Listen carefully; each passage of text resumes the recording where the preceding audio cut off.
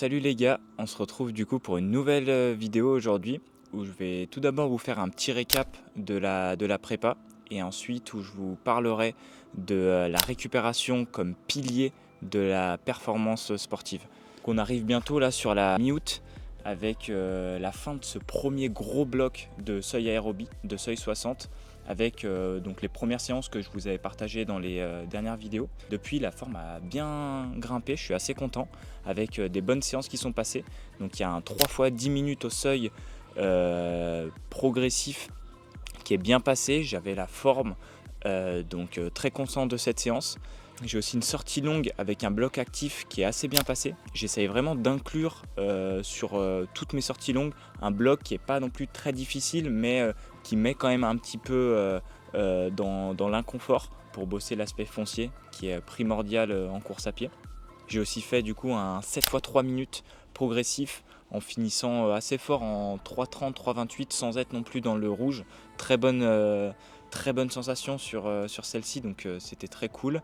Et du coup là, dernièrement, j'ai fait ma semaine d'assimilation, donc là la semaine dernière, avec de la récupération, des footings tranquilles et juste ma sortie longue. Et en termes de kilométrage, donc ça donne sur ce bloc de 4 semaines, donc 3 semaines avec des 2 fractionnés par semaine.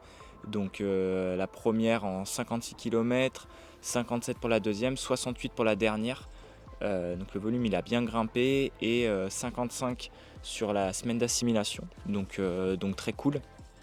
Et justement là on va basculer sur le bloc qui est très intéressant, donc sur le spécifique où on va bosser vraiment l'allure que je vise pour le jour de la course, enfin du moins ce que je vais essayer de faire.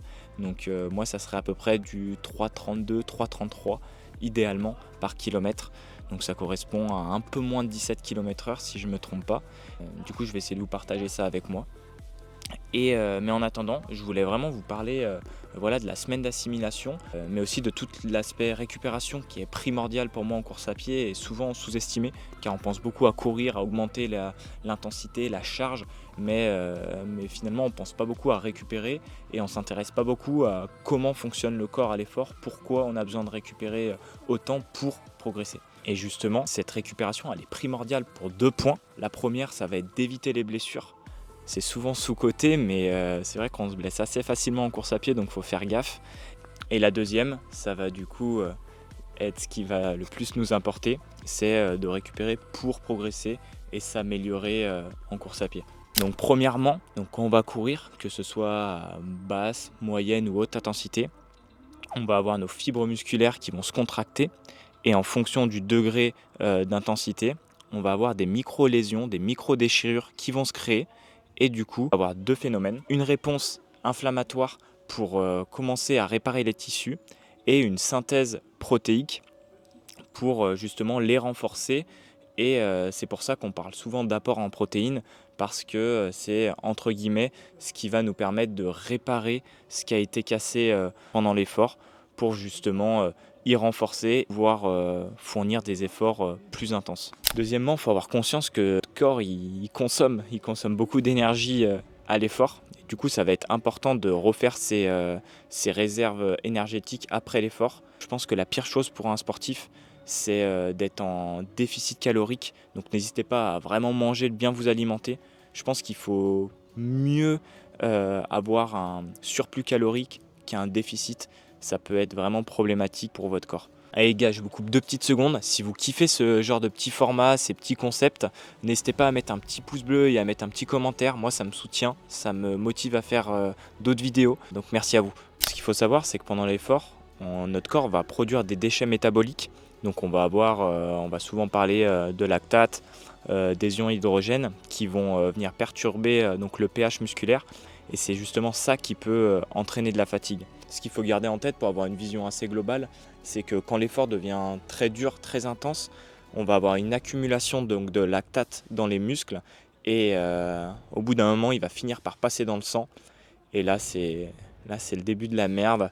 Et du coup, c'est là que ça commence à être compliqué. Mais l'acide lactique va aussi avoir des bienfaits car c'est une source d'énergie rapide.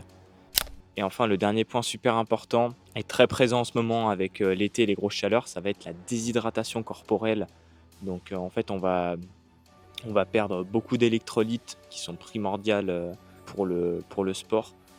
Et en fait, ce qui va se passer, c'est que notre corps, du coup, va se mettre à transpirer, à suer pour justement maintenir l'homéostasie, donc une chaleur corporelle stable et d'assurer la fonction musculaire. Donc maintenant, vous allez me dire, oui, d'accord, c'est bien cool d'avoir tout le fonctionnement, mais qu'est-ce qu'il faut faire vraiment pour bien récupérer et pour progresser? Donc je vous mettrai sur un des coins de l'écran ce qu'on a abordé précédemment. Et du coup, concernant les conseils, le premier, ça va être, je pense, un des plus importants, le sommeil. Donc moi, c'est vraiment un pilier que j'essaye d'optimiser à fond, avec des nuits d'environ 8 à 9 heures par nuit. En fait, c'est là où tout votre processus de réparation, notamment au niveau de vos fibres, de vos potentielles douleurs, de vos inflammations, etc. C'est là où vraiment tout va se jouer et c'est super important de bien l'optimiser. Vous pouvez aussi faire des petites siestes de 20-30 minutes l'après-midi quand vous vous sentez vraiment fatigué pour vraiment récupérer. Et justement sur vos semaines d'assimilation, comme moi cette semaine, c'est des semaines où vous avez un kilométrage qui est un petit peu plus faible, un petit peu moins de séances, donc essayez d'en profiter pour faire par exemple une sieste que vous ne faites pas d'habitude, etc. Deuxième conseil qui est assez logique, c'est d'avoir une alimentation assez saine, mais vous pouvez quand même faire des écarts, il faut quand même se faire plaisir. Mentalement, c'est super important. Moi, c'est pas vraiment un pilier que j'optimise à fond, mais c'est quand même bien d'avoir voilà, des repas assez protéinés, avec des apports de glucides importants, et de favoriser aussi les graisses plutôt saines et les aliments anti-inflammatoires, donc comme le poisson, les légumes, les amandes par exemple, pour justement prévenir des blessures et favoriser votre récupération. Il faut vraiment voir vos repas comme du carburant que vous donnez à votre corps. Donc plus vous lui donnez des bonnes choses, des aliments riches, plus vous serez à même de performer. Même si des fois j'ai l'impression qu'en mangeant pas très bien et en se faisant vraiment plaisir, on peut aussi avoir de belles perfs. Donc chacun son avis là-dessus. Mais globalement, il faut essayer quand même de respecter les codes. Ensuite, pour faire le lien avec la déshydratation qu'on a abordée, donc ce qui est logique, c'est de bien s'hydrater et de surtout ne pas attendre d'avoir soif pour boire. Moi, je sais que j'ai toujours ma gourde avec moi et j'essaye de boire toutes les heures 2-3 gorgées, même si j'ai pas forcément soif, pour vraiment hydrater tout mon corps tout au long de la journée. Je trouve ça important. Et si vous voulez un petit peu plus loin, vous pouvez prendre des électrolytes ou des boissons de récupération. Moi, j'aime bien prendre des BCA après les grosses séances pour accélérer le processus. Et enfin, le dernier qui se décompose en plusieurs parties. Moi, c'est vraiment quelque chose que j'aime bien et je trouve ça super important. Ça va être la récupération active. Donc, on peut décomposer en plusieurs parties avec la récupération à basse intensité, avec des petits footings très très légers. Donc, que ce soit après vos séances ou le lendemain, par exemple. Vous avez l'habitude, par exemple, de faire vos footings à 5 au kilo. Bah, n'hésitez pas à en faire un à 6 au kilo, vraiment tranquille, pour juste faire tourner les jambes, accentuer la circulation sanguine, éliminer les déchets. Vous pouvez aussi faire du rouleau de massage, de la mobilité, que ce soit que sur les ischios, sur les quadris, sur les fessiers, sur les tibiales antérieures, mollets, voûte plantaire. Vous avez le choix. Et c'est vraiment bien, ça favorise la circulation, ça détend et c'est très cool. Et oui, et j'allais oublier, petit conseil bonus, super important, c'est de toujours écouter son corps, même si on a une programmation, un plan d'entraînement précis. Alors après, il faut savoir dissocier la flemme du besoin de repos. Mais si un jour vous vous sentez mal, vous sentez que vous avez une douleur un petit peu plus importante que d'habitude, une inflammation, n'hésitez pas à adapter votre entraînement, à changer de jour une séance, de faire un petit footing à la place ou justement faire de la mobilité pour vraiment récupérer, surtout pour minimiser le risque de blessure qu'on parlait au début. On peut courir tous les jours. On peut courir 5 fois par jour. Si on récupère mal et qu'on se blesse, on va perdre du temps, on va perdre des entraînements et c'est vraiment pas le but. La course à pied, il faut voir ça, enfin, c'est un peu comme chaque sport. C'est pas une course, c'est pas un sprint, il faut plus voir ça comme une course sur le long terme.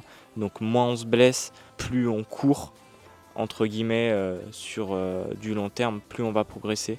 Donc soyez intelligent dans vos entraînements et réadaptez en fonction de vous et surtout en fonction des réactions de votre corps. notamment quand on augmente le volume, quand on augmente les intensités. En tout cas les gars, j'espère que la vidéo vous aura plu, un format un petit peu différent d'habitude, un concept super intéressant, la récupération, je pense que c'est très sous-coté et il faut en parler. Donc dites-moi si ça vous a plu, si vous aimez les vidéos de ce type-là. Et nous on se retrouve du coup pour une vidéo plus spécifique vraiment de course où je vous partagerai un entraînement spécifique 10 km pour la course qui aura lieu là maintenant dans un mois et demi. En tout cas merci d'avoir regardé.